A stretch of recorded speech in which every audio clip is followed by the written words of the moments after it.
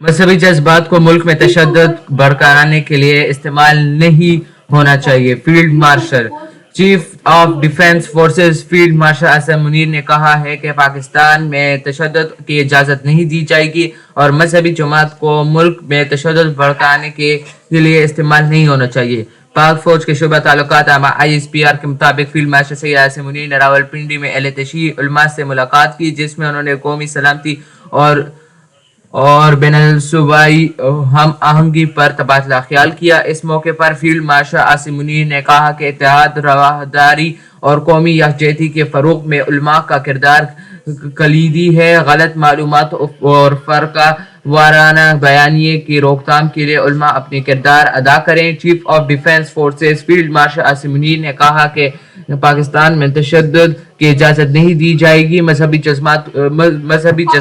جذبات کو ملک میں تشدد بھڑکانے کے لیے استعمال نہیں ہونا چاہیے. انہوں نے مزید کہا کہ افغان طالبان اپنی سرزمین پاکستان کے خلاف دہشت گردی کے لیے استعمال ہونے سے روکیں. پاکستان کے خلاف افغان سرزمین کا استعمال کسی صورت برداشت نہیں کیا جائے گا.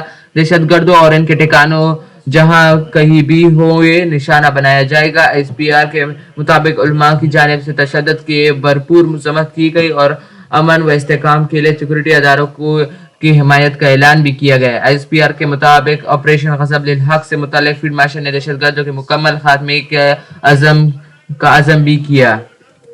یار کیسے الفاظ دے رہے ہو یار، کم از کم ٹیلی گراف میں تو صحیح کرو نا یار.